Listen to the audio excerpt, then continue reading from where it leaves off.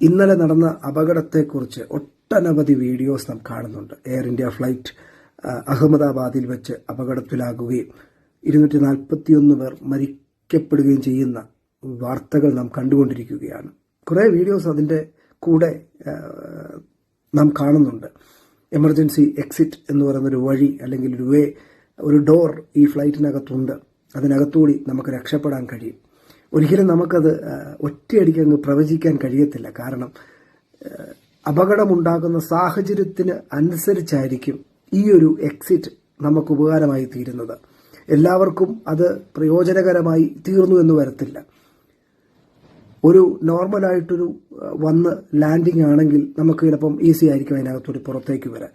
എന്നാൽ അതിശക്തമായ നിലയിലാണ് വന്ന് ഈ ഫ്ലൈറ്റ് ലാൻഡ് ചെയ്യുന്നതെങ്കിൽ അല്ലെങ്കിൽ അപകടത്തിലാകുന്നതെങ്കിൽ ഒരിക്കലും പോസിബിൾ ആയിരിക്കുകയില്ല ഈ ഒരു വാതിലിനകത്തൂടി പുറത്തേക്ക് വരാൻ.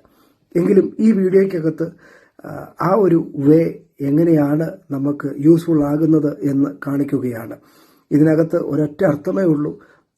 ഇങ്ങനെയൊരു അപകടത്തിനകത്ത് നിൽക്കുമ്പോൾ നമുക്ക് വെളിയിൽ വരാൻ എന്തെങ്കിലും ഒരു സാഹചര്യമുണ്ടെങ്കിൽ ഈ ഒരു വഴി നിങ്ങൾക്ക് ഉപകാരപ്പെടും, അല്ലെങ്കിൽ ഈ ഒരു ഡോർ നിങ്ങൾക്ക് വളരെയധികം ഉപകാരപ്പെടും.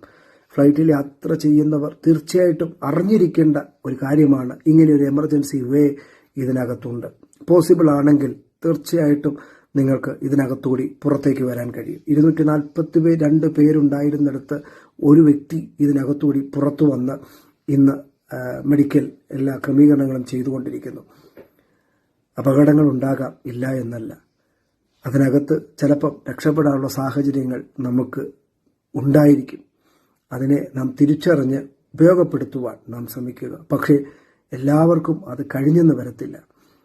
ഒരിക്കലും ഇങ്ങനൊരു വഴിയുണ്ട്, ഇതിനകത്തൂടി എല്ലാവർക്കും രക്ഷപ്പെടാം എന്നുള്ളതല്ല. സാഹചര്യമുണ്ടെങ്കിൽ തീർച്ചയായിട്ടും ഈ വഴി നിങ്ങൾക്ക് ജീവിതത്തിലേക്ക് പുറത്തു വരാൻ കഴിയും. ആ മരണമടയപ്പെട്ട എല്ലാ കുടുംബത്തെ ഓർത്ത് പ്രാർത്ഥിക്കുന്നു.